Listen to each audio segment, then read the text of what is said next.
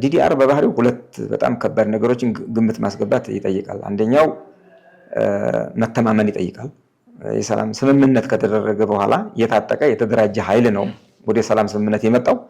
ይህ ኃይል ደግሞ ያን የተደራጀ የታጠቀ ኃይል ዲሳርም የማድረግ ትጥቁን የመሰብሰብ ዲሞቢላይዝ በማድረግና መልሶ እንዲቋቋም የማድረግ ኃላፊነት ለህወሓት ተሰጥቷል። ምር አሁንም መልሶ እንዲደናቀፍ ነው የተደረገው። ጭራሽ በየአካባቢው ዲዲአር ሞቢላይዝ ለማድረግ የተዘጋጀው ኃይል ወደ ማዕከላት እንዳይገባ የገባውም ተመልሶ እንዲገባ ወደ ታጣቂው የማድረግ ነገር ከፍተኛ የሆነ መሰናከል ተፈጠረ። ኮሚሽኑም በግልጽ ለክልሉ ጊዜያዊ አስተዳደር ደብዳቤ ጽፈን ገምግመን ቁጭ ብለን ከአቅማችን በላይ ነው፣ በዚህ ደረጃ መንግስት ካዝናው እያወጣ በጀት ለሰላም ከዛ ዲሞቢላይዝ ሲሆኑ ደግሞ መልሰው ሲገቡ ውሳኔው የግለሰቡ ነው የግለሰቡ ነው። እንደውም ዲዲአር እኮ መጀመሪያ ያለበት ከኮማንደሩ ነው። ፕራክቲካሊ መጀመሪያ ያለበት ከኮማንደሩ ነው ይላል።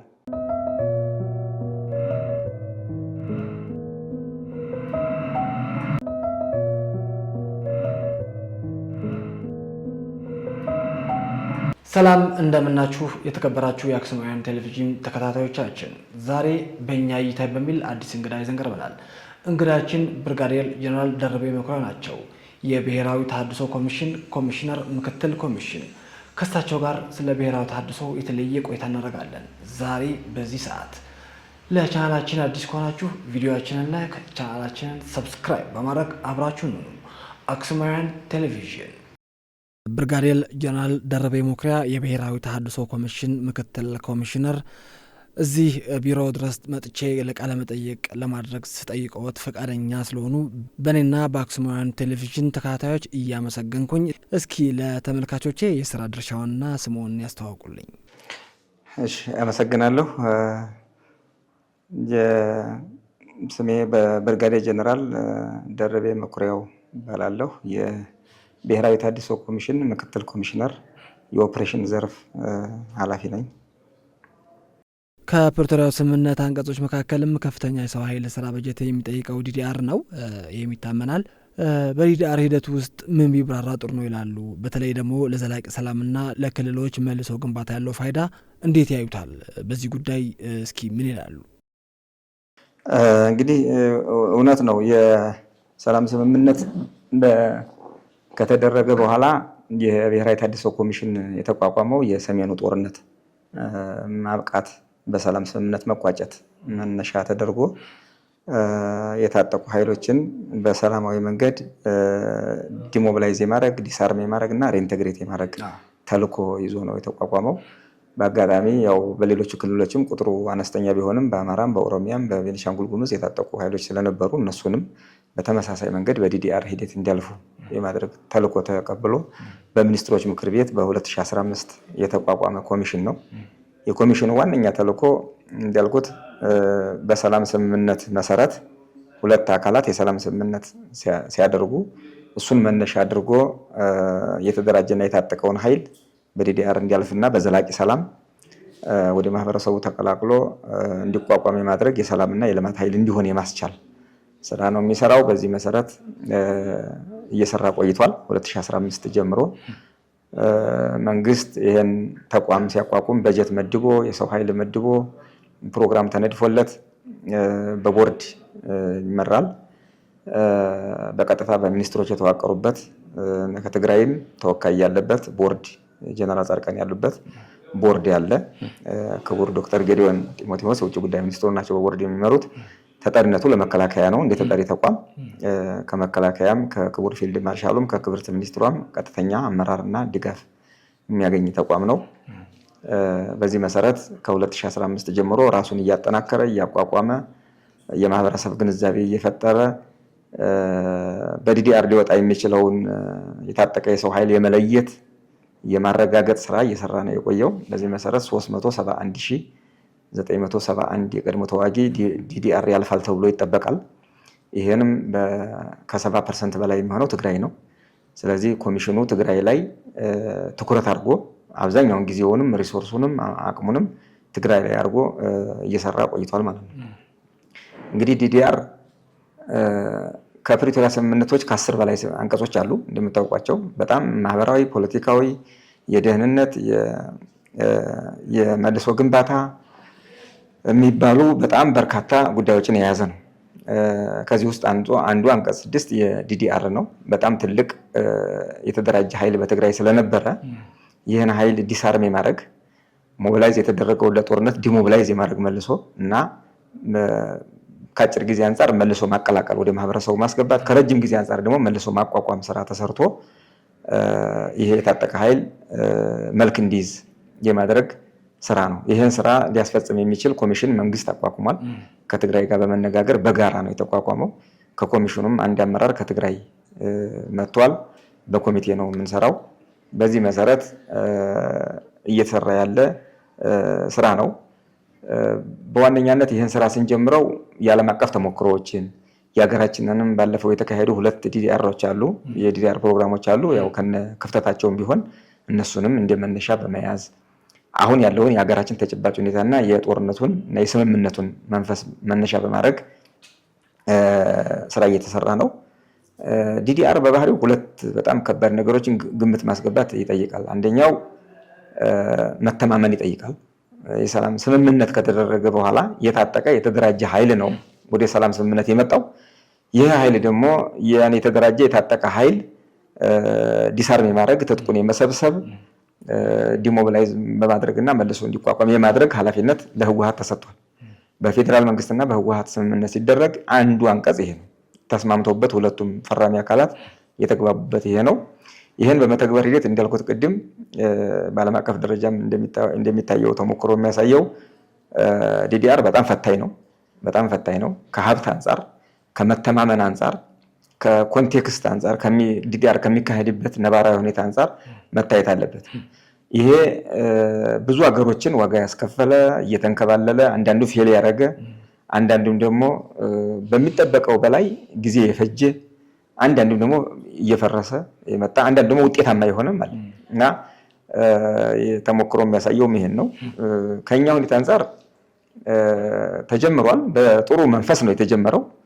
ሲጀመርም መንግስት በጣም ትልቁን ድርሻ በመውሰድ ኮሚሽኑን በማቋቋም ግንዛቤ በመፍጠርና በጀት በመመደብ ጭምር የመጀመሪያው መነሻ እንዲሰራ እና እንዲታይ በማድረግ ተጀምሯል። በትግራይ በኩልም በተለይ ጊዜያዊ አስተዳደሩ ከተቋቋመ በኋላ የመጀመሪያዎቹን ስምምነቱ በተደረገ ማግስት የተወሰኑም የከባድ መሳሪያዎችን የማስረከብ የመጀመር በሂደትም ደግሞ የቡድን ትጥቆችን የመጀመር ነበር። ይሄ ጥሩ ምልክት ነበር። በመንግስት በኩልም ክቡር ፊልድ ማርሻሉን ጨምሮ የቀድሞ ተዋጊ የምንለው ታጣቂው ወደ ሰላም ወደ ዲዲአር እንዲገባ ከፍተኛ ፍላጎት እንዲያሳድር የማድረግ ዝግጅት የማድረግ ሳይቶችን የመምረጥ ነገር ነበረ። ጥሩ መንፈስ ነበረው መጀመሪያ። ነገር ግን እንዳልኩት ቅድም መተማመንን የሚጠይቅ ስራ በመሆኑ የአንድ አካል ወገን ብቻ ሊያስፈጽመው የማይችል በመሆኑ በሂደት ፖለቲካዊ ጫና እየደረሰበት ስራው መጣ። ከትግራይ አንጻር ሌሎች ቅድመ ሁኔታ የማስቀመጥ ነገር የመጣው ማለት ነው። ስለዚህ ሪሶርስ ዓለም አቀፉ ማህበረሰብ ነው የሚደግፈን። በዚህ ደረጃ ይሄን ሁሉ ሪሶርስ መንግስት ሊችለው አይችልም። የዓለም አቀፉ ማህበረሰብን ሀብት ሞቢላይዜሽን ላይ እንዲሳተፉ የማድረግ መንግስት ከፍተኛ እንትን አድርጓል። ከካዝናውም ብዙ ገንዘብ አውጥቷል። ነገር ግን መሬት ላይ ቴክኒካሊም ፖለቲካሊም እንቅፋቶች እየገጠሙን ነው። እስካሁን ድረስ ለ3ኛ ጊዜ ነው የተደናቀፈው። በዚህ መሰረት ከመጀመሪያው ጀምሮ ኮሚሽኑ ከተቋቋመበት ዓላማ አንጻር የዓለም አቀፍ ተሞክሮዎችን መነሻ በማድረግ ፕሮግራም በመቅረጽ የመልሶ ማቋቋም ፍሬምወርክ በማዘጋጀት የዲስአርማመንት ስታንዳርዶችን በማዘጋጀት ተሞክሯል ማለት ነው። ይህ ሂደት በታቀደለት ፍጥነት እንዳይሄድና እስካሁን ድረስ ሙሉ በሙሉ እንዳይፈጸም ያደረገው ዋነኛና ትልቁ ማነቆ ምንድን ነው ብለው ያምናሉ? እንግዲህ አሁን እንዳልኩት እንትኖችን ሀሳቦችን አንድ ባንድ አድሬስ ለማድረግ ከኛ ሁኔታ አንጻር እንግዲህ ዓለም አቀፉ ተሞክሮ እንዳልኩህ ነው። ዲዲአር ሲሰራ በቀላሉ ቶሎ ተጨርሶ በተባለው መንገድ ተፈጽሞ ትጥቁና አውርደህ ዲሞቢላይዝ አድርገህ መልሶ ማቋቋም የሚባል ስራ ጊዜ ይፈጃል። እንደኛ በተለይ 371 ሺህ ነው ቁጥር ነው የምናወራው። ይሄ ትልቅ ነው፣ ለሀገርም ትልቅ ነው። ዓለም አቀፉ ማህበረሰብም አሁን በተለይ ዓለማችን ካለበት ሁኔታ አንጻር የሀብት ማሰባሰቡም ሌላ ፈተና ነው። መንግስትም የሚችለው አይደለም ይሄን አቅም። ሁለተኛ ደግሞ መሬት ላይ ደግሞ የሚያደናቅፉ ብዙ ነገሮች ስለተፈጠሩ ይሄንን በደንብ አንደርስታንድ ማድረግ ማሰብ ይጠይቃል። ትልቁ ነገር ከኛ አንጻር የገጠመን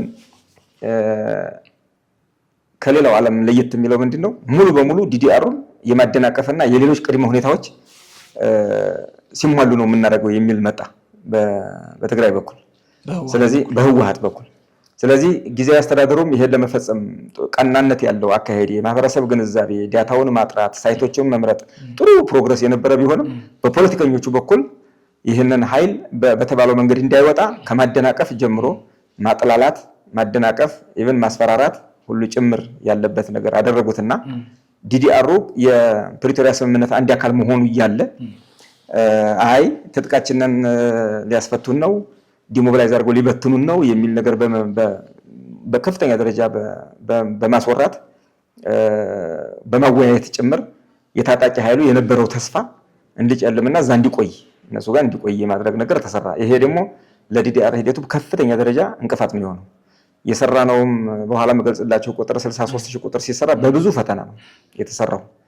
በመንግስት ወደ ሰፊነት፣ በጊዜያዊ አስተዳደሩ ጥረት፣ በወቅቱ በህዝቡ ግፊትና በታጣቂው ፍላጎት ነው የተሰራው እንጂ ፖለቲከኞቹ የቻሉትን ያህል ለማደናቀፍ ከመጀመሪያ ጀምሮ ጥረት አድርገዋል። ይሄ ደግሞ ከፕሪቶሪያ ስምምነት አንጻር እጅግ በተቃራኒው የሚታይ ጉዳይ ነው። ስለዚህ በወቅቱ የነበረው አፈጻጸም አሁን 2017 ህዳር ላይ ጀመር ኦፊሻሊ ቅድም ባልኳቸው መንገድ የክልሉ ጊዜያዊ አስተዳደር ከፍተኛ አመራሮች ባሉበት፣ የአፍሪካ ህብረት ተወካዮች ባሉበት፣ የአፍሪካ ህብረት የሞኒተሪንግ እና የቬሪፊኬሽን ቲም ባሉበት በይፋ ጀመር። ከዛ 2 ወር እንደሰራን ሂደቱ በሙሉ እንዲቋረጥ ተደረገ። ምክንያቱም በወቅቱ ርክክብ የተደረገባቸው የጦር መሳሪያዎችን ባደራ እዛ መከላከያ እንዲረከብ ከተቀመጠ በኋላ መከላከያ ነው የሚረከበው የጦር መሳሪያ መልሰው ለታጣቂው አስታጠቁት። በዚህ ምክንያት ቴክኒካዊ ችግሮችም ፖለቲካዊ ችግሮችም መጡ። ስለዚህ ዲዲአር ውስጥ አንዳሩን ጠብቆ እየሄደ አይደለም በሚል ቆመ። ይሄ ኢምፓክት አለው። ባይዘው ዓለም አቀፍ ማህበረሰብም ዲዲአር ሂደቱን በደንብ ነው የሚከታተለው። በትክክል እየሄደ ነው ወይ የሚል ነገር ሪሶርስ ይመድባሉ። መንግስትም ሂደቱ በደንብ እንዲሄድ ይፈልጋል። ስለዚህ ከዚህ አንፃር ችግር ነበረበት። ነገር ግን መንግስት ምንድነው ያደረገው? እንቀጥል።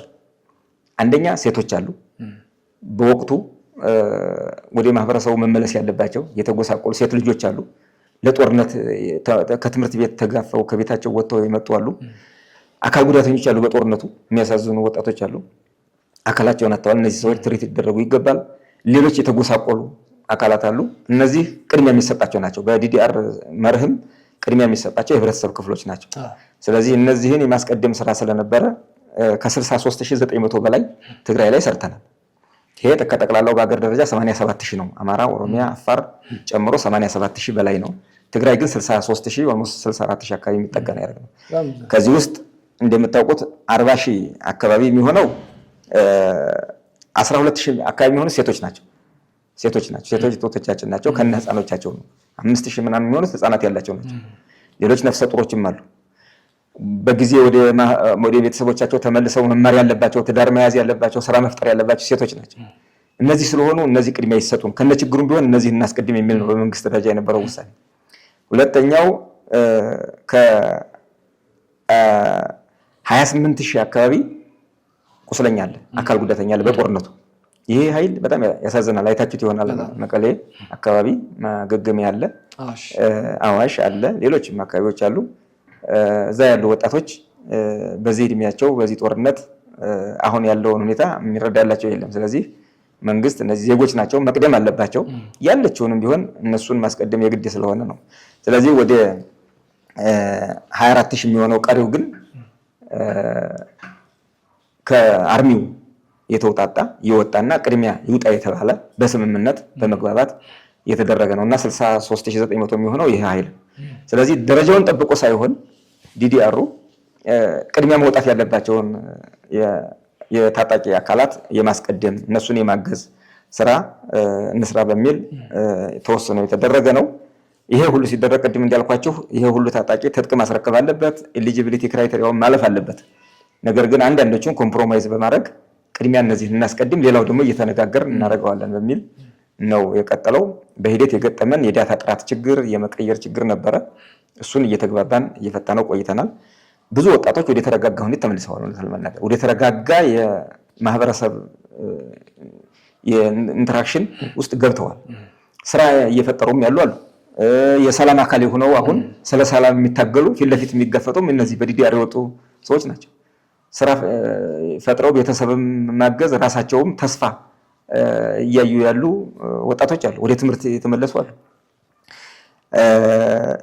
በተቋማቸው አማካይነትም የክልል የሲቪል ሰርቪስ ተቋም ውስጥ የሚሰሩ የነበሩም ወደዛ የተመለሱ አሉ። ወደ ፌደራል ፖሊስ፣ ወደ መከላከያም የተመለሱ ወጣቶች አሉ። የቀድሞ አባላት ጡረተኞች ወይ ጡረታም ያልወጡ ሆነው ግን ደግሞ ወደ ተቋማቸው ለመመለስ ወይም ጥቅማቸው እንዲከበርላቸው የጠየቁ ሰዎችም እዚህ ዳታ ውስጥ በርካታዎቹ ተሰርቶላቸዋል። ስለዚህ የተጀመረው ዲዲአር በአሁኑ ሰዓት የሚገኝበት ደረጃ ይሄ ነው። ዲዲአሩ ይሄ ሁሉ 64000 ሲሰራ ግፊትና ጫና እያደረገ ዲዲአሩን እንዲደናቀፍና እንዲቆም አደረጉት። አንዱ እዚህ መጥቼ ሳላነሳው እንዳልሄድ የአርሚ 7 ታጣቂዎች በአዋሽ ላይ ዲዲአር እንደወጡ በመግለጫችሁ ላይ ገልጻችኋል። እኛም በማህበራዊ ገጾች ላይ አይተናል። አርሚ 7 ደግሞ እኛ የምናውቀው ነገር የለም ብሏል። እንደውም የጥላት ፕሮፓጋንዳ ነው በማለት ጉዳዩን አጣጥሎታል። እዚህ ጉዳይ ላይ የሚሉት ነገር አለ። እውነት አዋሽ ላይ ዲዲአር ያወጣችኋቸው የአርሚ 7 ናቸው ወይ? ይህን ለአርሚ 7 በዚህ አጋጣሚ ጥሪ የሚያቀርቡት ነገር ካለ ይህን ጉዳይ እንደው እዛው ሆነው የሚከታተሉ የአርሚ 7 አባላትም ስለሚኖሩ በዚህ አጋጣሚ ለነሱም ገለጻ ቢያደርጉልኝ። አርሚ 7 በተለምዶ አርሚ 7 የሚሉት እነሱ ሱዳን አካባቢ የሚንቀሳቀሰው ኃይል ነው። ያው በጦርነቱ ወቅት አብዛኛው የዚህ ኃይል መነሻ በምዕራብ በነበረው ግጭት ወደ ሱዳን የተሻገረ ኃይል ነው አንዱ። ሁለተኛው መነሻ ደግሞ ዓለም አቀፍ ሰላም ማስከበር ውስጥ የነበሩ ቀደም ሲል የመከላከያ ሰራዊት አባላት የነበሩ አመራሮችና አባላት ናቸው። በዓለም አቀፍ ተልዕኮ ላይ አገር መከላከያ በሰጣቸው ተልዕኮ ላይ የነበሩ ናቸው። ስለዚህ ግጭቱ ሲነሳ አንዳንዶቹ ወደ ሀገራቸው ተመልሰዋል። አንዳንዶቹ እዛው አካባቢ በዩኤን ጥላ ስር ሆነው ሁኔታው እንዲያልፍ አድርገዋል። አንዳንዶቹ ደግሞ ወደ ሱዳን በመሄድ አሁን የሚባለውን አርሚ 7 በማቋቋም አመራር በመሆን አባል በመሆን ሲንቀሳቀሱ ቆይተዋል። ተደጋጋሚ ግጭት ማድረግም ሞክረዋል። ይሄ ኃይል ነው መነሻው ይሄ ነው። ከዚህ ውስጥ እንግዲህ በርከት ያለው አመራርና አባል በዓለም አቀፍ ሰላም ማስከበር በመከላከያ ተልዕኮ ተሰጥቶት ሰራ የነበረው ኃይል ነው። ይህ ኃይል የትግራይ ዲዲአር ስናወራ 274874 ስናወራ የትግራይ ኃይል ይሄንም ጨምሮ ነው። በወቅቱ ከ6000 7000 በላይ ነው የነበረው። ቁጥሩ ተይዟል። አብሮ በትግራይ የዲዲአር የሚወጣው ኃይል ጋር ተይዟል። አሁን በተለያየ መንገድ ያው ጊዜውም ሲረዝም የተለያየ ጥያቄም ሲነሳ አንዳንድ ችግሮችም ሲገጥሙ እየወረደ ቁጥሩ አሁን ባልነው ደረጃ አይደለም። ነገር ግን አሁንም እዛው አካባቢ ሆኖ ሌሎች ስራዎችን እየሰራ አለን እያሉ እነሱም የሚሉት ኃይል ነው። ይሄ ኃይል ጥያቄዎች ጠይቋል። ወደ ትግራይ መጥቶ ዲዲአር ለመውጣት ፍላጎት ያላቸው ወጣቶች አሉ። አንዳንዶቹም መጥተው የዲዲአር እድል አግኝተዋል። አብዛኞቹ ግን እንደ ከዳተኛ ስለሚቆጥሩን ዲዲአር ትግራይ ሄደን ዲዲአር ማውጣት አልቻልንም። ስለዚህ መንግስት በስምምነቱን እንደግፋለን። መንግስት በሰው ሀገር ነው ያለ ነው። መጀመሪያ አምነንበት ሄደን ተዋግተናል። አሁን ግን ከስምምነቱ በኋላ ሰላም ስምምነቱን መጠበቅ አለብን። እኛም ወደ ሀገራችን ገብተን የሰላም ኃይል መሆን አለብን። ጥያቄያችን እንዲቀበለን ብለው በተደራጀ መንገድ በኮሚቴ ለመንግስት አቅርበዋል። ጥያቄው አርሚ 7 ያሉ በኮሚቴ ተደራጅተው ጥያቄ ያቀረቡ ፈርመው ለውጭ ጉዳይ ሚኒስቴር፣ ለኢትዮጵያ የጦር ኃይሎች ጠቅላይ ኤታማዦር ሹም አመለከቱ ለመንግስት። መንግስት ደግሞ ለኮሚሽኑ ህጋዊ ጥያቄ ነው ተቀበላችሁ አስተናግዷቸው የሚል መጣ። ይህን አቅጣጫ ከተቀበልን በኋላ እነማን ናቸው እነዚህ ሰዎች እውነት እነማን ናቸው የሚል ኮሚሽኑ ደግሞ የራሱ ቬሪፊኬሽን ሂደት አለው፣ አሰራር አለው። በዛ መሰረት ከራሳቸው የተውጣጣ ኮሚቴ ከሀገር ውስጥ ቀድሞ ከመጡትም ኮሚቴ በማቋቋም እና ሌሎች መመዘኛዎችን በመጨመር የማጣራት ሂደቱ ተጣርቶ ወደ 710 የሚሆኑ ነበሩ የተመዘገቡት። ከነዚህ ውስጥ ከ535 በላይ ከሱዳን አሁን በቀጥታ የገቡ ናቸው። ሌሎች 100 ምናምን ደግሞ ቀደም ሲል የተንጠባጥበው በራሳቸው መንገድ በዓለም አቀፍ ድርጅቶች አማካኝነት በመተማ የገቡ ነበሩ። እነሱን ጨምረን ህጋዊ ሂደቱን ተከትለን የመንግስትን አቅጣጫ ተከትለን ዜጎች ናቸውና እነዚህ ዜጎች የሰላም ስምምነቱን ደግፈው ወደ ሀገራችን ገብተን የሰላም ኃይል እንሁን እስካሉ ድረስ ህጋዊ ጥያቄ ነው ተብሎ ተቀብለን የሰራነው ነው። በመስራታችንም ሁለት ትርፍ አግኝተናል። አንደኛ ዜጎቻችን ወደ ሀገራቸው ገብተው ከችግር እንዲወጡ ከሰው ሀገር ሆነው ከሚሰቃዩ ወደ ሀገራቸው እንዲገቡ ተደርጓል። መከላከያ በኩልም ደግሞ በርካታዎቹ የመከላከያ አመራርና አባላት በመሆናቸው ከመከላከያ የሚጠይቁት በርካታ ጥያቄ ስላለ ብዙ ነው የሚጠይቁት ነገር አለ፣ ጥቅሞች አሏቸው። ይህንን በቅንነት ክቡር ፊልድ ማርሻሉ ወስነው ተቀብለው የመከላከያ ሰው ሀብት አመራር ባለበት ኮሚቴ ተደራጅቶ ሁሉም መብታቸው እንዲከበር ተደርጎ ነው የተሰራው። ቃል መግባት ምናምንም አይደለም፣ ለመናገር በጣም ትልቅ ስራ ነው የተሰራው። ስለዚህ አምነውበት ነው የገቡት። በተጨባጭም ይታወቃሉ፣ ያውቋቸዋል እኮ። ያው የሚባለው ምንድነው እኛን ለማፍረስ እንዲህ አድርገው የኛ አይደሉም ምናምን ሊባል ይችላል። እና የማን ናቸው ታዲያ? የማን ዜጎች ናቸው? እንደው ቢያንስ እንኳን የሚባለው እኮ እነዚህ የአርሚ 7 አባል አይደሉም፣ ታጋዮች አይደሉም፣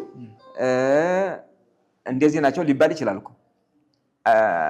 አይደሉም ሊባል አይችልም። እነዚህ ሰዎች እኮ መለያ ቁጥር ያላቸው የመከላከያ ሰራዊት አባላት የነበሩ ከደቡብ ሱዳንና ከአቤ አካባቢ ወደ ሱዳን ሄደው የተቀላቀሉ አመራሮች ናቸው። እንዲያውም ክደት የፈጸሙባቸው እንዲያውም ክደት ነው፣ አባሎቻቸውን ከዷቸው። እንዲያውም ክደት ነው የተፈጸመው በእነሱ ላይ። አይደሉም ሊባል አይችልም። እነዚህ ከዓላማው አንጻር ከዳተኛ ናቸው፣ ከርተዋል ሊሏቸው ይችላሉ።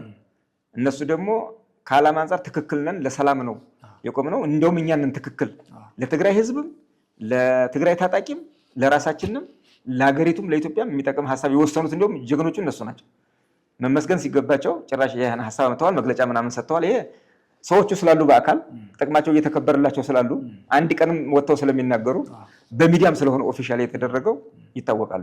እና ህጋዊ አሰራሩን ተከትሎ በፍላጎታቸው መሰረት ተደርጎ የተሰራ በጣም ትክክለኛ ስራ ነው። ይሄ ስራ ባይዘው ተጠናክሮ ይቀጥላል ተብሏል። በአሁኑ ሰዓት ከ118 በላይ የአርሚ 7 አባላት ለመግባት ጥያቄ አቅርበዋል። ድጋሚ ከ60 በላይ ገብተዋል። አሁን የሆነ ማቆያ ቦታ ነው ያሉት። አገር ውስጥ ከገቡትም ቀደም ብለው የአዋሹን እድል ያላገኙ 30 ምናምን አሉ። እየቀጠለ ነው። አሁን ዛሬና ትናንት ባለው መረጃ ወደ 216 የሚሆን ሰው ተመዝግቧል። ይመጣሉ፣ አይቀርም። ያው ቦታዎቹ መሰናከል አላቸው ለማለፍ። ነገር ግን በተለያየ መንገድ የሚያቆመው የለም ፍላጎት እስካለ ድረስ። ደግሞ ውሳኔያቸው ትክክል ስለሆነ መንግስት ይቀበላቸዋል። ኮሚሽኑም በዚህ ላይ ይህን ስራ እንዲሰራ አቅጣጫ ተሰጥቶታል። እንቀጥልበታለን። በዚህ አጋጣሚ ጥሪውንም ማሳለፍ ይችላሉ። አርሚ 7 ባይዘው አርሚ 7 ብቻ ሳይሆን አርሚ 7 በተጀመረው መንገድ የመጡ ወንድሞቻችሁ ጓደኞቻችሁ ናቸው። ተመዝግበው በስነ ስርዓት በመከላከያ በኩል በአሁኑ ሰዓት መብታቸው እየተከበረላቸው የሚገኙ ናቸው። መከላከያ አባል የነበሩ አሉ። ከመከላከያ ውጭ የትግራይ ጸጥታ ኃይል የነበሩና የትግራይ ወጣቶች የነበሩም አሉበት ከአርሚ 7 ባይዘው።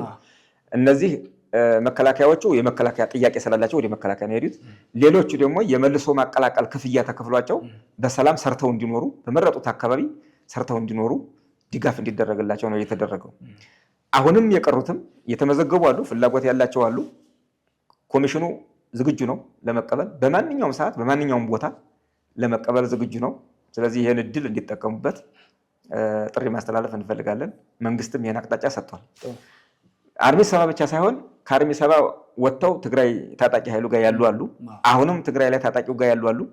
ዲዲአር የሚካሄደው ቅድም መነሻው ሐሳቡ ላይ ጽንሰ ሐሳቡ ላይ እንዳልኩት ዲዲአር በሁለት ተፋላሚ ኃይሎች መካከል የሚደረግ የሰላም ስምምነት አንዱ ኤሌመንት ነው።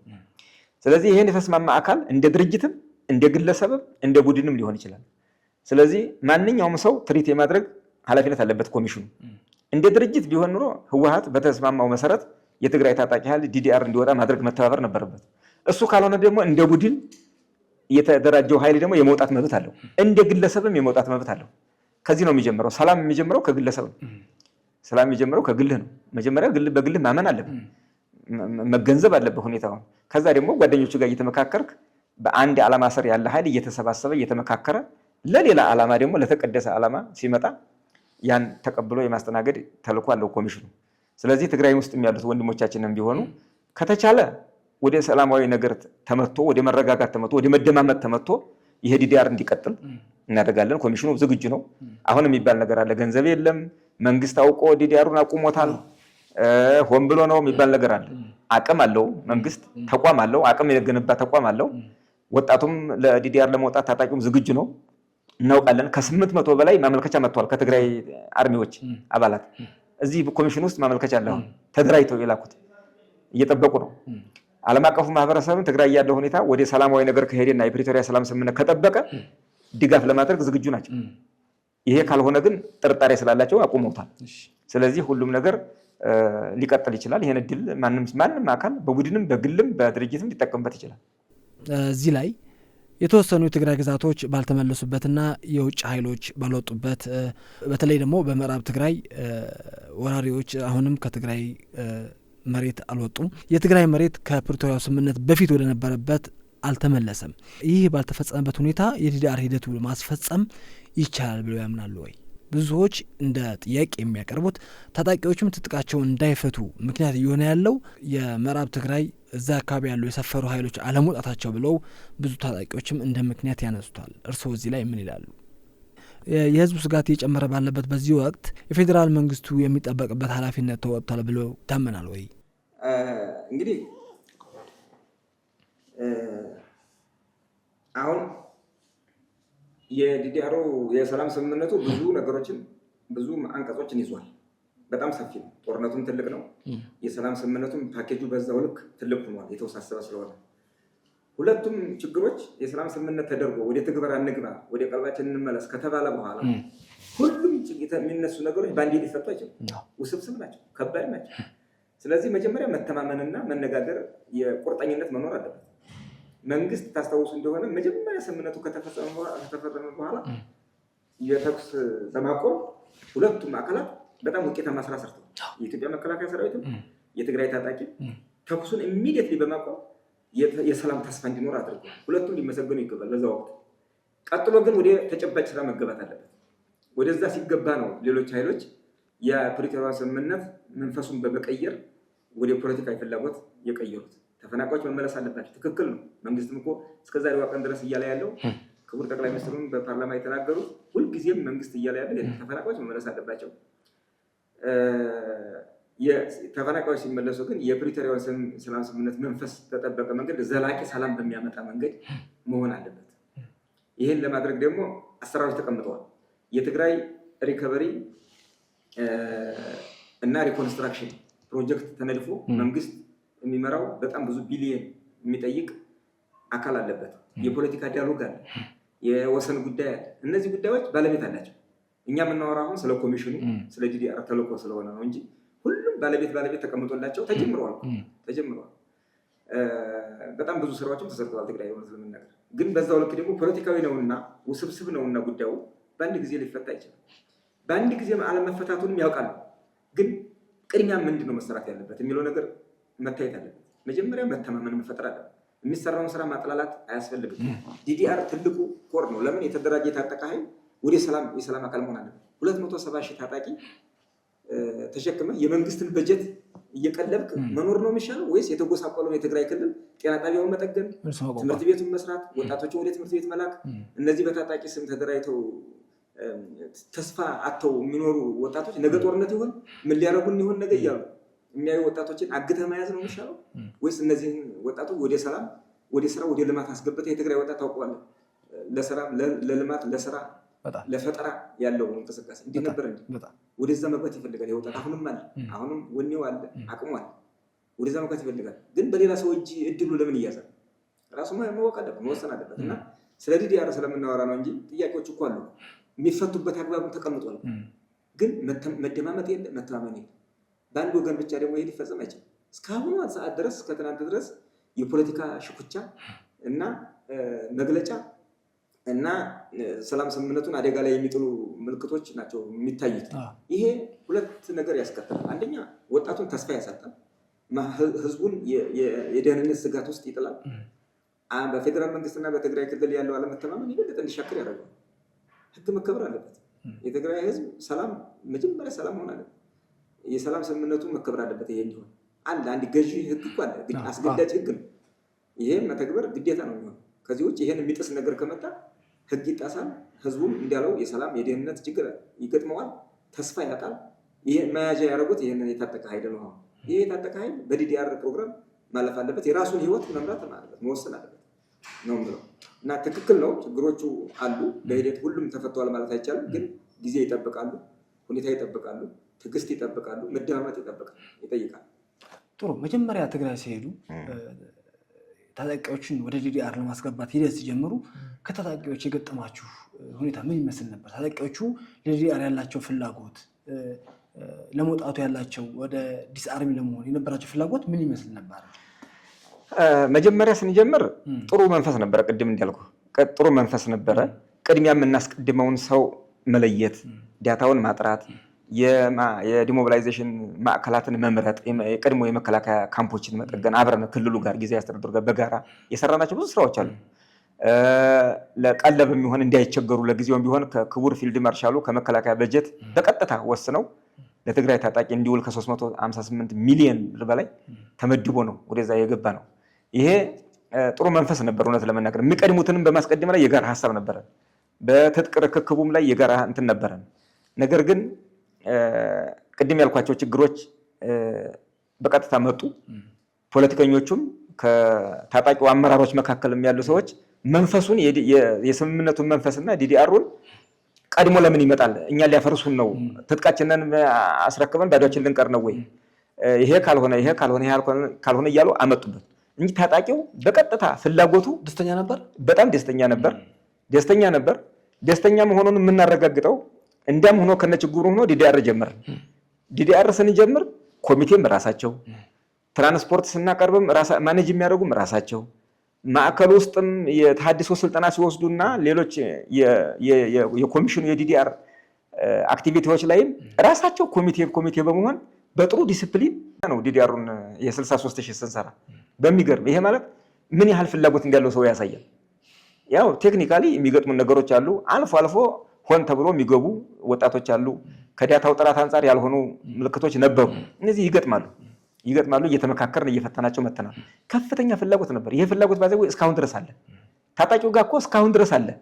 ትልቅ ችግሩ እኮ በተወሰኑ ቡድኖች ይሄን በእጃችን ይዘን እናቆየዋለን በሚሉ ቡድኖች እጅ ነው እንጂ ያለው ሌላው ታጣቂና የመካከለኛው አመራር እኮ አሁንም ፍላጎት አለው። አሁንም እኮ ከ800 ማመልከቻ ልከዋል ከምልህ ውስጥ አብዛኛው ታችኛው አመራርና መካከለኛው አመራር ነው። ይቻላል፣ ዲስፕሌይ ማድረግ ይቻላል። አይዘው ስማቸው በይፋ ስለሆነ ያቀረቡት ጥያቄ።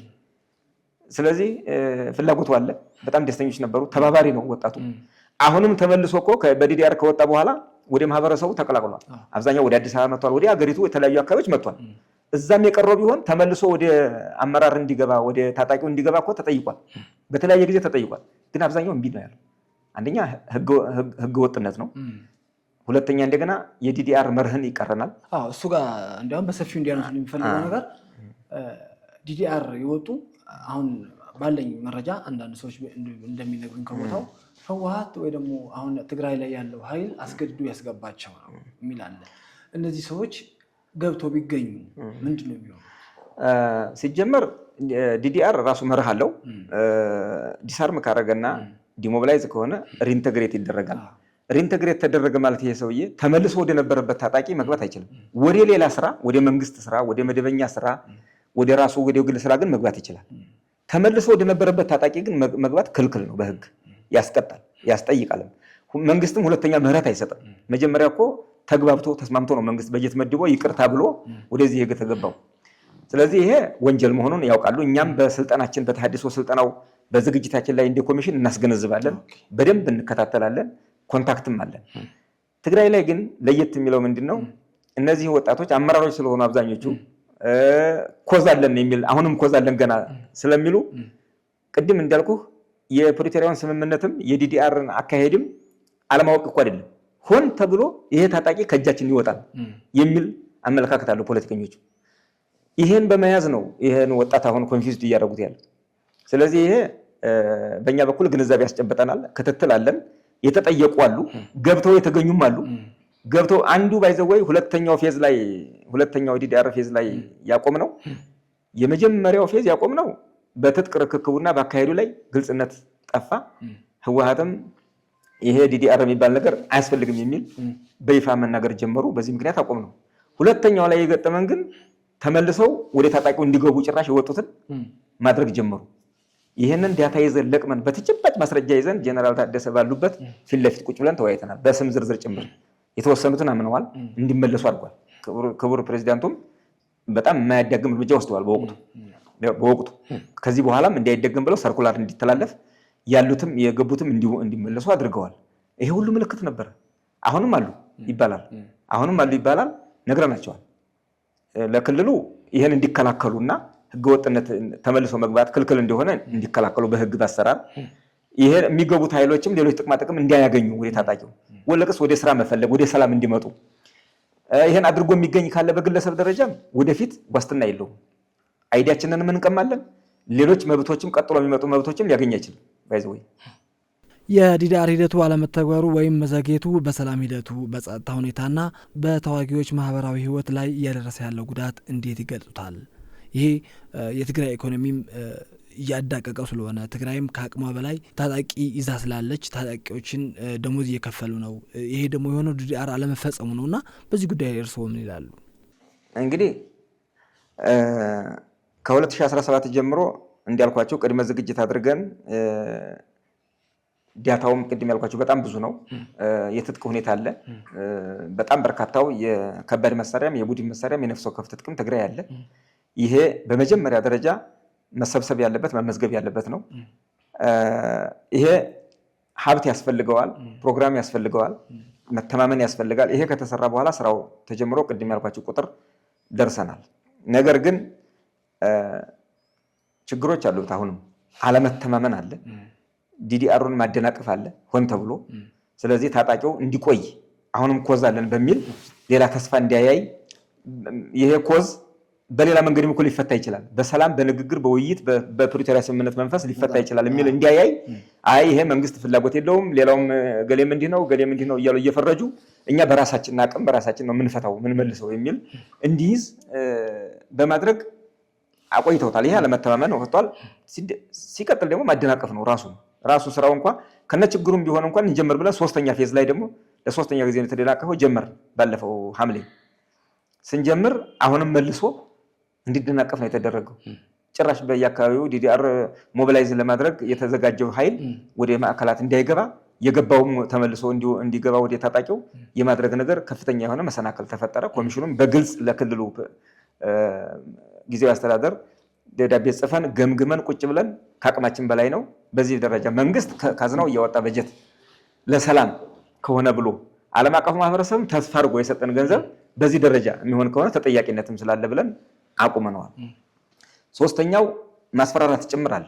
አሁን አርሚ 70 ቅድም እንዳልነው የመጡ ወጣቶች ወደ አዋሽ 40 ሲገቡ አብዛኞቹ እንደገቡ መጠለያ ስለሌላቸው ያቆያቸው ነገርም ስላልነበር ወደ ቤተሰቦቻቸው ወደ ትግራይ ነው የሄዱት። ከትግራይ ካረፉ በኋላ ወደ አዋሽ መምጣት አለባቸው። ሰላም አስከባሪ ዓለም አቀፍ ሰላም አስከባሪ የለፉበት ገንዘብ አላቸው። መከላከያ ይፈቀድላቸው፣ ክቡር ማርሻሉ ይፈቀድላቸዋል። ከተሐድሶ በኋላ እሱን ይወስዳሉ። እዛ እንዳይመጡ ግን በየመንገዱ እየተለቀሙ እየታሰሩ አሉ። አርሚ 70 የተመለሱት ማለት ነው። ከትግራይ ውስጥም ፍላጎት ያላቸው የወጡ አርሚ 70 ሆነው ግን ትግራይ ታጣቂው ጋር የነበሩ የመጡ አሉ። እነሱም በየአካባቢው ችግር ደረሰብን ነው የሚሉት። እንግዲህ ያው መረጋገጥ ቢጠይቅም ደርሶባቸው ወደ አዋሽ ያልመጡ አሉ፣ መንገድ ላይ የተመለሱ። እነዚህ ነገሮች በከፍተኛ ደረጃ ጎድተውታል። ሌሎች ቅድመ ሁኔታዎችን ማስቀመጥ አለ ለዲዲአሩ። እንግዲህ ዲዲአር ሌላ ቅድመ ሁኔታ ሊኖርበት አይችልም። ባይዘው ሰላም ለሰላም ሌላ ቅድመ ሁኔታ ሊኖር አይችልም። ሰላም ቅድሚያ የሚሰጠው ነገር ነው። ቅድሚያ ሰላም ላይ ሆነህ እኮ ነው ሌሎች ጉዳዮች የምትነጋገረው። ሰላም እንዲሆን ደግሞ ይሄ ኃይል ይሄ ለሰላም ፍላጎት ያለውን ኃይል የታጠቀ ኃይል መሳሪያ ላስቀምጥና በዲዲአር ወጥቼ የሰላም አካል ልሆን ካለ እሱ ነው መደገፍ ያለብን መበረታት ያለብን። ችግር እንኳን ቢኖር ቅድም እንዳልነው ሙሉ በሙሉ ጉዳዮቹ በአንዴ ሊፈቱ አይችሉም። የሚፈቱበት መንገድ ተቀምጧል፣ ባለቤት ተቀምጦላቸዋል። ፖለቲካውን ሌላ ለብቻ፣ ዲዲአሩን ለብቻ፣ የማህበራዊ ኢኮኖሚያዊ ማሻሻያዎችን መልሶ ግንባታውን ለብቻ እየተደረገ ፌዝ በፌዝ ካልታየ ሁሉም ነገር በአንዴ ሊፈታ አይችልም። ሁሉም ነገር በአንዴ ደግሞ ሊሆን አይችልም። ይህን የማደናቀፍ ሁኔታ አለ። ሁለተኛ እንደገና ስታንዳርዱንም አለመጠበቅ በተለያየ መንገድ ስለገጠመን የሀብት እጥረቱን ጨምሮ የመዘግየቱ ጉዳይ የመቋረጡ መንስኤዎች እነዚህ ናቸው። እንግዲህ ከትግራይ አንጻር ስጋቶች አሉ። እውነት ነው። የሰላም ስምምነቱ አደጋ ላይ እየወደቀ ነው በሆነ ቡድን። ሁለተኛ ህዝቡ ተስፋ ነበረው። በመንግስት ደረጃም ትልቅ ተስፋ አለ። ጊዜያዊ አስተዳደሩም በተለያየ መንገድ ከነችግሩም ቢሆን ሆኖ እየሞከረ ነው። ነገር ግን ከአቅም በላይ የሆነ የተደራጀ ኃይል የህወሓት ቡድን በተለይ ዲዲአሩን በይፋ ከማደናቀፍ ጀምሮ አሁንም የሰላም ስምምነቱ አደጋ ላይ እንዲወድቅ እያደረገው ነው። ሌሎች ባለቤት ያላቸው ስራዎችም አብረው ነው የሚወድቁት። ዲዲአር ብቻ አይደለም ባይዘው ታጣቂውን እንኳን ይዘን እናቆያለን ቢሉ ሌሎች የትግራይ ችግር አትሊስት ሊያቃልሉ የሚችሉ እርምጃዎች እንኳን ይቆማሉ፣ ይደናቀፋሉ። ሁሉ ነገር የተያያዘ ነው። ስምምነቱ በራሱ የተወሳሰበ የተያያዘ ነው። ስለዚህ አንዱን እየሰራህ አንዱ ፕሮግረስ እያሳየህ ነው መሰራት ያለበት። ቅድም እንዳልነው ከችግሩ ውስብስብነት አንጻር ጊዜ ይጠይቃል፣ ግን ግለሰብን በቡድንም መሰራት ያለባቸው ናቸው። መንግስት እንግዲህ ከመንግስት ጊዜያዊ አስተዳደሩ አሁን የተጀመረው ዲዲአር እንዲቀጥል ማመቻቸት አለበት። የሆነ ግለሰብ ተሰብስቦ ዲዲአር አንፈልግም ታጣቂያችን አንበትንም ስላለ አይደለም። አንደኛ የሰላም ስምምነቱ እስካለ ድረስ አንቀጽ 6 ዲዲአር ፕሮግራም ማካሄድ ግዴታ ነው። ሌሎች ስራዎችም ግዴታ እንደሚሆኑት ይህን ባለቤት አላቸው፣ ባለቤቶቻቸው እየተከታተሉ ይፈጽሙ። እኛ እንደ ኮሚሽን ዲዲአር ፕሮግራሙ ለማስኬድ የሚያስችል አቅም አለን። መንግስትም ፍላጎት አለው። የአሰራር ስርዓቱም ተበጅቶለታል። ጊዜያዊ አስተዳደሩም ፍላጎት አለው። ነገር ግን ከአቅም በላይ የሆኑ ነገሮች መስተካከል አለባቸው። የጊዜያዊ አስተዳደሩም የትግራይ ክልል ማመቻቸት አለበት። ዲዲአር የሚያደናቅፍ አካል ካለ ህጋዊ አካል ከኮሚሽኑ ጋር የሚሰራው የትግራይ ጊዜያዊ አስተዳደር ነው። አሁን እኛ የምናውቀው ህጋዊ መንገድ እሱ ጋር ነው የምንሰራው። ስለዚህ የዲዲአር ሂደቱ እንዲቀጥል ካመቻቸ እንቀጥላለን። መንግስት እስካሁን ወደ 6 ቢሊዮን የሚጠጋ ገንዘብ ወጪ አድርጓል። ትግራይ ከመጀመሪያ ጀምሮ ከነችግሩም ቢሆን ቅድም እንዳልኳችሁ ቅድሚያ እንስጥ፣ በትዕግስት እንጀምረው፣ እንቀጥል በሚል በተለይ ለአካል ጉዳተኞች፣ ለሴቶች ለተደረገው ትኩረት ወደ 40 ሺህ የሚሆኑት እነሱ ናቸው። ሴቶችና አካል ጉዳተኞች ናቸው። ሌላው ነው 25 ሺህ 24 ሺህ የሚሆነው ነው ሌላው የታጣቂ ኃይል። ይሄ ቀላል ቁጥር አይደለም። ወደ 6 ቢሊዮን ብር ለመልሶ ማቀላቀልም ለእያንዳንድ ሰው 9400 ለኦፕሬሽንም ለሎጂስቲክስም ለልብስም ለአንዳንድ ሲመለሱ ባዳቸውን ባዶ ቤት እንዲያገቡ በሚል 6 ቢሊዮን ብር መንግስት ጠቅቷል። ከዚህ ውስጥ ግማሹ የመንግስት በጀት ነው ማለት ለመናገር ከካዝና ይወጣል። ምክንያቱም ሌሎቹ ሲወድቅ ሲቋረጥ ሲመጣ ተጠራጠሩ። ዓለም አቀፉ ማህበረሰብ ምንድን ነው እየሆነ ነው? ስታንዳርዱ አልጠበቀም፣ ለሰላምም ተስፋ ያለው ነገር አይደለም፣ እነሱም ፍላጎት የላቸውም የሚለው ስለሚያዩ እነሱም በሶስተኛ ወገን ሱፐርቫይዝ ስለሚያደርጉት ከፍተኛ ፈተና ነው ያለብን እኛ። ስለዚህ መንግስት ግን ከካዝና እያወጣ ቀጥሉ እያለ ነው የቀጠለው። 6 ቢሊዮን ብር ትግራይ ቀላል አይደለም። አንደኛ ለራሳቸው ታጣቂዎቹ ችግር ይፈታል ማለት አይደለም። ይሄ ገንዘብ ለእያንዳንዱ 90 ሺህ ምንም ሊያደርግ አይደለም። አንድ ፍራሽ ምንም ሊያደርግለት አይደለም። ግን አትሊስት ከባዶ ቤት ከሚመለስ ከተራቆተ ክልልና ማህበረሰብ እንደገና እሱ ሲጨመርበት ከሚሆን በሚል በትዕግስት የተደረገ ነው። ቀጥሎ ራሱ እንዲቋቋሙ በራሳቸው እንዲቋቋሙ ለማድረግ ጥረት ተደርጓል። ቅድም እንዳልኳችሁ የትግራይ ዲዲአር ሲካሄድ ደረጃው የጠበቀ አይደለም። በተለይ ከትጥቅና ከዳታ ጥራት አንጻር የጦር መሳሪያ ጋር መሰብሰብ እና መረከብ ጋር በብዛት ያነሱ ነበር። የጦር መሳሪያ ላይ ሐሳቡን ራሱ እንትን አድርገውታል፣ ያልሆነ ትርጓሜ ሰጥተውታል። ዲስአርማመንት በትግራይ ሲካሄድ ዲዲአር ሲካሄድ በጠቅላላው ትግራይ የትግራይን ነባራዊ ሁኔታ ባገናዘበ መንገድ ይካሄዳል ይላል ስምምነቱ ነው። ይሄ ማንም ማንበብ የሚችለው ነው። ይሄ ማለት ምን ማለት ነው? ትግራይ ያለው የታጠቀ ኃይል በስምምነቱ መሰረት በዲዲአር ሂደት ያልፋል። ለትግራይ የሚሆን ኃይል ግን ይደራጃል እንደማንም ክልል። ትግራይ ታጣቂም አይኖረውም ትጥቅም አይኖረውም አይደለም የተባለው። ግልጽም እንዲሆን ይሄ ብዙ ጊዜ ህወሓት ነው የሚለው። ይሄንን ህወሓት ነው ትጥቅ እንዳይኖረን ትጥቃችንን ሰብስበው ይሄዱ። አንዳንዴ እንደውም በላባችን ያመጣነውን ደም ከፍለን ያመጣነውን ይባላል። ያለ ነው። በጦርነት ወቅት ተወስዳለህ ታመጣለህ። ይሄ ያለ ነው። ምንም ለማንም የሚነገር አይደለም። ግን ይሄ ትጥቅ ተሰብስቦ እንደማንኛውም ክልል የአገሪቱ የጦር መሳሪያ አስተዳደርና ቁጥጥር አዋጅ አላት። የክልሎችም ስታንዳርድ ተቀምጧል። የሚኖራቸው ታጣቂ ፖሊስ፣ መደበኛ ፖሊስ፣ አድማ መከላከል፣ ሚሊሻ የሚባል የጸጥታ ኃይል አለ በክልል ህግ የሚያስከብር። ይህ ኃይል የክልሎች ስታንዳርድ መንግስት አስቀምጧል። ትግራይን ወደ ስምምነቱ ውስጥ ከገባ ድረስ ይሄ ሌላ ፓኬጅ ነው። ዲዲአር ይወጣል። ግን ደግሞ ለክልሉ የሚሆን ኃይል ይደራጃል። ትጥቁም በተመሳሳይ ለክልሉ የሚሆን ትጥቅ እንደማንኛውም ክልል በስታንዳርዱ መሰረት ይሰጣል። በተለይ የነፍስ ወከፍ መሳሪያ ለትግራይ ክልል ነው የሚሆነው። የታወቀ ነው። ማርሻልን ብሏቸዋል እኮ በታደሰም ጋር ተነጋግረዋል። ብዙ ጊዜ እውነት ለመናገር በጣም ተነጋግረዋል። የታጣቂው ኃይል ደግሞ በዲዲአር ይወጣል። ሌላው መካከለኛው አመራርና ከፍተኛ አመራሩ ምን እናደርገዋለን እንዴት ይሆናል የሚል እኮ ተጨንቀው እኮ መፍትሄ ሁሉ አስቀምጠዋል። እውነት ለመናገር ግልጽ መሆን ያለበት እዚህ ላይ ክቡር ፊልድ ማርሻሉም ጀነራል ታደሰም በነበሩበት የታጣቂው አዛዥ ስለሆነ እነሱ ላይ በጣም ያርፋል ጉዳዩ። እንዴት ማኔጅ እናድርገው የሚለው ነገር ብዙ ጊዜ ይግባባሉ። ግን እዛ ከተሄደ በኋላ ሌላ አካል አለበት ደግሞ ሌላ አካል አለበት እንጂ ብዙ ሰው እኮ ወደ ቀልቡ እንዲመለስ የዚህ የሰላም ስምምነቱ አካል የዲዲአር አካል እንዲሆን ይፈልጋል። ይግባባሉ፣ ይነጋገራሉ። መፍትሄ ሁሉ ተቀምጧል። እቅድ ሁሉ ተቀምጦ ነበር፣ የጋራ እቅድ ግን የሚተገብር የለም።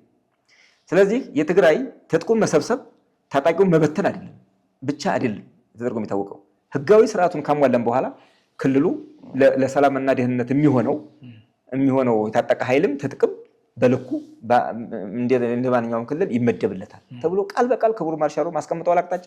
እኛም ይሄን ነው የምንተገብረው። ነገር ግን እንደምታዩት ይሄን የሚሰማ የለም። ከባድ መሳሪያም እንደያዝን ታጣቂያችንም እንደያዝን ጥያቄያችን ጉዳያችን እስከምንጨርስ ድረስ እንቆያለን ነው የሚባለው። በታጣቂና በከባድ መሳሪያ በጦር መሳሪያ ይዘህ የምታስፈጽመው ጉዳይማ ዘላቂነት እንደሌለው አንድ ወቅት ሊያገለግል ይችላል። የሆነ ነገር ልታደርግ ትችላለህ፣ ግን ኮስት አለው አሳይቷል። ለትግራይ ህዝብም ለኢትዮጵያ ህዝብም ለጠቅላላው ያለው ኮስት ታይቷል። ያ ይበቃናል። በቀንቶ ሌላ ተስፋ እንያዝ ተብሎ እኮ ነው ስምምነት የመጣው። ከዛ በኋላ ያ ኮሚትመንት ያስፈልግ ነበር። ያ እየተሸረሸረ ነው አሁን ችግር ውስጥ የገባ ነው። ሁለት ሀገር ከመግቢያው ላይ እንደምታዩት ስምምነቱ የሀገር ሉዓላዊነት አንድ ሀገር ናት ያለችን፣ አንድ ህገ መንግስት ነው ያለን፣ ህገ መንግስታዊ ስርዓት እናከብራለን፣ ሉዓላዊ ሀገራችንን እናከብራለን። አንድ የሀገር መከላከያ ሰራዊት ነው ያለው በዚህ ሀገር ይባላል። ስለዚህ ከባድ መሳሪያ የሚታጠቅ ሌሎች የመከላከያ ትጥቆች የሚታጠቅ መከላከያ ብቻ ነው። የሀገር ዳር ድንበር የሚያስጠብቅ መከላከያ ብቻ ነው። ይህን ያውቃሉ። ይሄ እየታወቀ ግን ሁለት መከላከያ ያለ ይመስል እዛና እዚህ አለ። ዲዲአር ደግሞ ይሄን ያስታርቃል። ከባድ መሳሪያዎቹ ለመከላከያ ለባለቤቱ፣ የክልሎች ትጥቅ ለክልል እንዲሆን ያደርጋል ማለት ነው። ስለዚህ ይሄንን ከእንትኑ ውጭ ከአውዱ ውጭ የመተርጎምና የማስጨበጥ ለታጣቂው መንፈስ ስላለ ይሄ መታረም አለበት። ተደጋጋሚ መግለጫ ሰጥተንበታል፣ ግን መታረም ያለበት ነው። አሁን ባለው ነባራዊ ሁኔታ ሂደቱ ዳር ለማድረስ ይቻላል ወይ? ተግባራዊነቱ እንዲፋጠን በፌዴራል መንግስት ሆነ በትግራይ በኩል ምን አይነት ቅድመ ሁኔታዎች መሟላት ወይም ምን መደረግ አለበት ብለው ያምናሉ? እዚህ ላይ እስኪ ቢያብራሩልኝ። አሁን ባለው ሁኔታ ቆሟል እንዳልኳችሁ። በተለይ ዲዲአር የሚባል ነገር እኛን የሚያፈርስ ነው የሚያጠፋ ነው የሚል ከፖለቲከኞቹ ከፍተኛ የሆነ ጫና ስላለ በሂደቱም ላይ የጥራት ችግርም የታማኝነትም ችግር ስላስከተለ ኮሚሽኑ በግልጽ ተነጋግሮ ከክልሉ ጋር አቁመነዋል። ነገር ግን ይሄ ከተሟላ እነዚህ ቅድመ ሁኔታዎች ከተሟሉና ዲዲአር መስራት የሚያስችል መንፈስ ከተፈጠረ ትግራይ ከጊዜያዊ አስተዳደሩ ጋር በመሆን መቀጠል ይቻላል። ኮሚሽኑም ጠንካራ አቅም አለው። ዓለም አቀፉ ማህበረሰብም ሁልጊዜ ነው የምንገናኘው። ታስክ ፎርስ አለ እዚህ ሬዲ ናቸው። መንግስትም ዝግጁ ነው። አሁንም በጀት አለው መንግስት ትግራይ እንትን ለማካሄድ ዲዲአር ለማካሄድ አቅም አለ። ማስኬድ ይቻላል። ግን እየከፋ እየተወሳሰበ ነው የመጣው። እየከፋ እየተወሳሰበ ስለመጣ ይሄ ኃላፊነት መውሰድ ያስፈልጋል። ዝም ብሎ መንግስት በጀት እያወጣ ዓለም አቀፍ ማህበረሰብ እየለመነ እያመጣ ታጣቂ ዲዲአር እየወጣ እንደገና እነሱ በጎን ደግሞ የጦርነት አመራር እየመለመሉ ለጦርነት ዝግጅት የሚመስል ነገር እየተደረገ ስምምነቱንም አደጋ ላይ የሚጥል እያለ ዲዲአር እኮ የሚሰራው ስምምነቱ ላይ ቁመህ ነው። ስምምነቱ ከፈረሰ የሰላም ስምምነቱ ከፈረሰ ዲዲአርም የለም፣ ሌሎች አርቲክሎችም የሉም እኮ። ስለዚህ ይሄ መጠበቅ አለበት። ስራው መቀጠል የሚያስችል አቅምም ኮሚትመንትም በመንግስት በኩል አለ። ኮሚሽኑም በከፍተኛ ደረጃ ስራውን መስራት የሚያስችለው አቅም ላይ ነው ያለው። ክልሉ ሁኔታዎችን ማመቻቸት አለብህ። ብዙ ነገሮች ይዟል። ወጣቱ ተስፋ አድርጓል። የወጣው ወጣት እንዳልኳቸው የሰላም ኃይል ሆኗል። ወደ ግል ስራም እየሞከረ ነው። ያው በክልሉ ችግር ስላለ አሁን ትንሽ ክራይሲሱ ገና ስላልተረጋጋ ሌሎች ነገሮች ሲጨማመሩበት ወደ ስራ የጀመሩ ወጣቶች አደጋ ላይ ናቸው። እውነት ለመናገር እንደ ልብ ስራ ተፈጥሮ ሰው ህይወቱን የሚቀይርበት መንገድ አይደለም አሁን ያለው። ይሄ በጠቅላላው በጦርነቱ የፈጠረው ነገር ነው። ነገር ግን ከዛ በፍጥነት ለመውጣት ወጣቱ ተስፋ አለው። የስራ ሞራልም አለ፣ እንቅስቃሴም አለ። አሁን በተጨባጭ ወደ ስራ በመልሶ ማቋቋም ስራ የጀመሩ አሉ። በኮኦፕሬቲቭ በማህበራት ተደራጅተው ጥናቶችም ተጠንተዋል። የስራ እድሎችም አሉ ትግራይ። ስለዚህ ክልሉ በዚህ ደረጃ እንትን ከሆነ የክልሉ የጸጥታ ሁኔታ የፌዴራል መንግስትም ባለቤት ነው የሚል መንፈስ ተይዞ የትግራይን ደህንነት፣ የትግራይን ነፃነት፣ የትግራይን ሉዓላዊነት የሚያስከብረው የታጣቂያችን ነው የሚለውን ትተው መንግስት የኢትዮጵያ መንግስት ዳር ድንበሩን የመጠበቅ ህገ መንግስቱን የማስከበር ኃላፊነት አለበት። የስምምነቱንም መተግበር የጋራችን ነው የሚል መንፈስ ካልተያዘ በአንድ ወገን ብቻ የሚሆን ነገር የለም። ይሄ ከሆነ ስራውን አሁንም ቢሆን ኢሚዲየትሊ መቀጠል የሚያስችለናል። ሳይቶቻችን አሁን ሶስቱም ሳይቶች የዲሞቢላይዜሽን ማዕከላት እንደተጠበቁ የክልሉ ፖሊስ መድበን በስነ ስርዓት ተከብረው ነው ያሉት። አሁን ንብረታችንም ማቴሪያሉም በሙሉ የዲዲአር ማቴሪያል በሙሉ ታሽጎ እዛ ነው ያለው፣ እየተጠበቀ ነው ያለው በማንኛውም ሰዓት ሪዚዩም ማድረግ ስለሚቻል ተብሎ ማለት ነው። ስለዚህ በመንግስት በኩልም በኮሚሽኑ በኩልም ሁልጊዜ ዝግጁ ነው። ግን ኮሚትመንት ይጠይቃል፣ መታገስ ይጠይቃል፣ ጥራቱን መጠበቅ ያስፈልጋል። ምክንያቱም በራሳችን ሀብት ብቻ የምንሰራው አይደለም፣ ዓለም አቀፉ ማህበረሰብ የሚታዘበናል። ጥራት ያለው ስራ መስራት አለብን። በዲዲአር የወጣው ኃይልም በገባው ቃል መሰረት ለሰላም ያለውን ቁርጠኝነት አረጋግጦ መቀጠል አለበት። ከማህበረሰቡ ጋር በመሆን ተመልሶ ወደ ታጣቂው በመግባት ብቻ ሳይሆን ህዝቡ ጋር ሆኖ ሰላማዊ ትግል በማድረግ ጫና በማድረግ ነው ሊፈታ ዘላቂ መፍትሄ እንዲመጣ ማድረግ ያለበት እንጂ ተመልሶ ከገባ የተወሰነ ግጭት፣ ውጊያ ሊኖር ይችላል። ያው የሚታወቀው ክራይሲስ መልሶ ነው የሚመጣው። እንዴት የሰው ልጅ መልሶ መላልሶ ወደ ክራይሲስ ይገባል? መፍትሄ እኮ አለ፣ ሌላ መፍትሄም አለ ተብሏል፣ ተቀምጧል። ስለዚህ የተወሰኑ ሰዎች እዚህም እዛም ነገሮችን ለመጠምዘዝ እንትን ለማድረግ የሚፈልጉ ሊኖሩ ይችላሉ። አብዛኛው ህዝብ ግን ባለን አሰስመንት የወጣው ታጣቂ አሁንም በአቋሙ ስራ እየፈለገ ቀጣይ ጓደኞቹ ደግሞ ዲዲአር እንዲወጡ እየመከረ ለኮሚሽኑም አንዳንድ ሀሳቦች እያቀረቡ ነው። ጓደኞቻችን የእኛን እድል ያገኙ እያለ ነው ያለው። ይሄ የተቀደሰ ነገር ነው። እንደ ኮሚሽን እንቀጥልበታለን። ጥሩ። እስኪ መጨረሻ ላይ አንድ ጥያቄ ልጠይቅ። ታጣቂዎች በግላቸው ከዛ ቡድን ወጥተው ዲዲአር መውጣት ይፈልጉ፣ ኮሚሽናችሁ እንዴት የሚቀበላቸው? ቅድም እንዳልኩት ዲዲአር 3 አይነት አፕሮቾች አሉት። አንደኛ በሰላም ስምምነትን መሰረት ያደረገ የኮምፕረሄንሲቭ ፒስ አግሪመንት የምንለው ተቋም ድርጅቶች ወይም አንድ የታጠቀ ግሩፕ ከሆነ አካል ጋር ወይም ከመንግስት ጋር እንበለው ወይም ከክልሎች ጋር እንበለው የሰላም ድርድር ያደርጋል። ድርድር ሲያደርግ በፓኬጅ ይታያል። ኃላፊነቱን የሚወስደው ያ ድርጅት ወይም ያን ግሩፕ ነው። በቡድን ደግሞ የሚደረጉ ይኖራሉ። ዲፌክትድ የሚለዋል ዲፌክሽን እና ዲስኢንጌጅመንት የምንላቸው ኮንሴፕቶች አሉ በዲዲአር። በዛ ይመጣና ተነጥሎ አይ ይሄ ሀሳብ አያስኬድም፣ በዚህ መንገድ መታገል ይሻላል ብሎ ደግሞ ዲፌክት የሚያደርጋለ፣ ያንንም አኮሞዴት ታደርጋለ። ይሄ ኢንተርናሽናሊ አክሴፕትድ የሆነ ኮንሴፕት ነው። ፕራክቲሱም በተጨባጭ ብዙ ሀገሮች ይሰራበታል። ሶስተኛው ደግሞ በግል ነው። ቅድም እንዳልኩ እኮ የታጣቂው ድምር እኮ ከግለሰብ ነው የሚመነጨው። ግለሰቦች ተደምረው ነው ሞቢላይዝ የተደረጉት፣ ስሜታቸው ተነሳስቶ ነው። ከዛ ዲሞቢላይዝ ሲሆኑ ደግሞ መልሰው ሲገቡ ውሳኔው የግለሰቡ ነው። እንደውም ዲዲአር እኮ መጀመሪያ ያለበት ከኮማንደሩ ነው።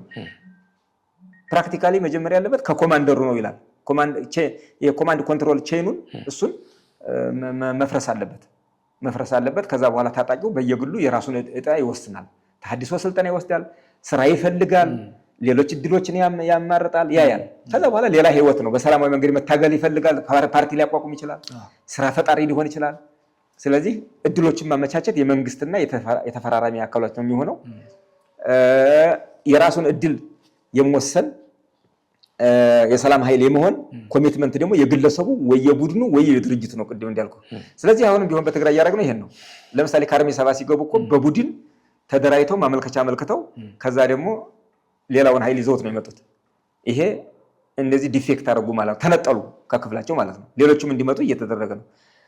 ትግራይ ግን ያደረግነው 63,000 ግን እንደ ድርጅት የህወሓት ታጣቂ በሚል ነው ይሄር ነው።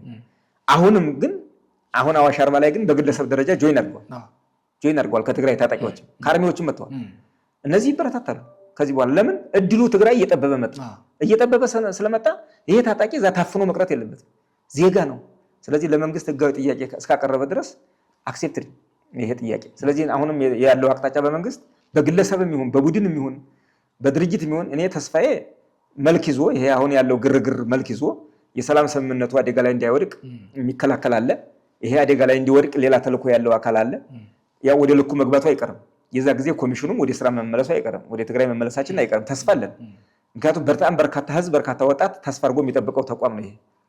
ስለዚህ ወደዛ እንሄዳለን። ካልሆነም ደግሞ አሁን በጀመርነው መንገድ ሴፍ ወደ ቦታ እየወጣ ዲዲአሩ ይቀጥላል ማለት ነው። ምክንያቱም ዜጎችን ወደዚህ ማምራት መደገፍ የመንግስት ግዴታ ስለሆነ። በመጨረሻ ማስተላለፍ የሚፈልጉት መልእክት ካለ? አሁን አገራችን ያለው በጣም እጅግ የከፋ ጦርነት ቆሞ የሰላም ስምምነት ተፈርሞ ተስፋ የሚሰጥ ነገር መጥቷል። አገር አለ። አገር መቀጠል አለበት። ህገ መንግስታዊ ስርዓት መቀጠል አለበት። የአገር መከላከያ ሰራዊት መከበር አለበት። የመንግስት የፌዴራል የጸጥታ ተቋማት የሀገራቸውን ሉዓላዊነት ማስከበር አለባቸው። ይሄ ማለት የክልሎችም የጸጥታ ኃይል አብረው በተለመደው ትራዲሽናል ወይስ ተጋግዘን ተቀናይተን ነው የሀገራችን ድንበር የትግራይ በለው የአማራ በለው የኦሮሚያ በለው የአፋር በለው የውስጥ ደህንነት የሚጠበቀው የውስጥ ተጋላጭነታችን ሲቀንስ ነው። ተጋላጭነታችን እየጨመረ የመጣበት ሁኔታ ነው ያለው። ይሄ ለምንድን ነው የሆነው የሚለው ነገር ከዋናው ጦርነት ተምረናል። ያ በሰላም ስምምነት ተቋጭቷል። ሌሎች ነገሮች እኮ ቀላል ናቸው። ከዚህ በኋላ ትዕግስት ማጣት፣ አለመረጋጋት፣ የሌሎች ያው እንደምናውቀው ያለንበት ቀጠናም የሀገራችን ችግር እየተንከባለለ የመጣው ችግር ፈተና ሆኖ ነው እንጂ አሁን እኮ ቀጥሎ ያሉ ነገሮች እኮ ቀላልና ሊፈቱ የሚችሉ ናቸው። ስለዚህ ሁሉም ለሰላም ስምምነቱ ተገዥ መሆን አለበት። እንደ መንግስትም አሁን የጀመረውን ነገር አጠናክሮ መቀጠል አለበት። ዲዲአር የሚካሄድባቸው ክልሎችም በተለይ ትግራይ ዋናው ክልል ስለሆነ ወደ ቀልባቸው ተመልሰው ይሄ ተስፋ የሚያደርግ ወጣት የሰላም አካል እንዲሆን የዲዲአር እድል እንዲያገኝ መደረግ አለበት እንጂ ታጣቂ ይዞ ፍላጎት አስፈጽማለሁ የሚል ነገር ተሞክሯልም ወደፊትም ሊሆን አይችልም። ስለዚህ እንደ ኮሚሽን ደግሞ ወጣቱን ጥያቄውን የመቀበል የመንግስትን አቅጣጫ ተቀብለን በዲዲአር እንዲወጣ የማድረግ የሰላም የልማት አካል እንዲሆን የማስቻል ስራ ተጠናክሮ መቀጠል አለበት። ይሄ የሚሆነው ስንተጋገዝ፣ ስንቀናጅ፣ ስንተማመን ነው። ሁለተኛ እንደገና ባለቤት ያለው ሁሉም ስራ አንዱን ስራ የአንዱ ቅድመ ሁኔታ ማድረግ የለብንም ነው የምለው። ምክንያቱም በአንድ ጊዜ ችግሮቹ ሊፈቱ አይችሉም። ግን ደግሞ እየተፈቱ መልክ እየያዙ መጥተዋል። አሁንም የሚቀሩ ነገሮች አሉ። እሱም በትዕግስት በመነጋገር በመወያየት ነው የሚፈታው እንጂ ታጣቂው ዲዲአር እንዳይወጣ ጨብጠህ በመያዝ ትጥቄን አልሰጥም ብለህ ጨብጠህ በመያዝ ሊሆን አይችልም። ይሄ መቼም ቢሆን ዘላቂ መፍትሄ ሊያመጣ አይችልም። በዓለምም ያለው ተሞክሮ ይሄ ነው። እኛ ሀገር ለየት የሚያደርገው ምንድነው? ሙሉ በሙሉ ዲዲአሩን የሚያደናቀፍ ነው። ሌሎች ሀገሮችም እኮ አለ። ይሄ አለመተማመን አለ፣ የሀብት ችግር አለ፣ የኮሚትመንት ችግር አለ፣ ጊዜ የመፍጀት ችግር አለ። ለምሳሌ ሞዛምቢክ ከ10 ምናምን ሺህ በላይ ነው የሬናሞ እና የፊሊናሞ ታጣቂ እንደምታውቀው እስካሁን ድረስ ያካሄዱት 2000 ምናምን 5221 ምናምን አላቸው። ዲሞቢላይዝ አድርገዋል። ሪኢንተግሬት ያደረጉት ግን 2000 ምናምን ነው እስካሁን ከ9 ዓመት በኋላ እንግዲህ ተመልከት። እና በጣም ብዙ ነው። ይሄ ማለት እኛ ሀገር ይሄ ሁሉ ቁጥር ቢኖርም እጅግ በጣም ጥሩ የሆነ መንፈስ ስለነበር አጀማመሩም የመንግስትም የክልሉ ጊዜያዊ አስተዳደርም ትኩረት ጥሩ ስለነበር በወቅቱ እዚህ ቁጥር ደርሰናል። ይህንን በዘላቂነት የማቋቋም ሌላውን ወደ ህጋዊ ስርዓት የማስገባት ነገር ግን እየተደናቀፈ መጣ። ምክንያቱም ፖለቲካው በጣም እዚህ ላይ ሚናውን ካልተጫወተና መተማመን ካልተገነባ ስራው በየጊዜው የተደናቀፈ ነው የሚመጣው። ስለዚህ ፖለቲካዊ መፍትሄዎችም በጀመሩት መንገድ ይቀጥላሉ። የዲዲአር ስራውም የመልሶ ግንባታ ስራውም በየባለቤቶቹ እየተጀመረ መቀጠል አለበት። እኛም ምንጊዜም ሬዲ ነን የሚል ነው ያለኝ መልዕክት። ብርጋዴር ጄኔራል ደርቤ መኩሪያው የብሔራዊ ተሃድሶ ኮሚሽን ምክትል ኮሚሽነር እዚህ ቢሮ ድረስ ጠርተው ለቃለ መጠይቅ ፈቃደኛ ሆነው ቃለ መጠይቅ ስለሰጡኝ እጅግ በጣም በእኔና በተመልካቾች ስም አመሰግናለሁ። እግዚአብሔር ይስጥልኝ። እኔም አመሰግናለሁ በጣም ይስጥልኝ። እንግዲህ የተከበራችሁ ተከታታዮቻችን ዛሬ ከብርጋዴር ጄኔራል ደርቤ መኩሪያ ጋር የነበረን ቆይታ ይህን ይመስል ነበር። ቀጣይ በሌላ እንግዳ እስክንገናኝ ቸር ቆዩ። ቻናላችን ግን ላይክ፣ ሼር፣ ኮመንት፣ ሰብስክራይብ በማድረግ አክሱማውያን ቴሌቪዥን ይደግፉ። እናመሰግናለን።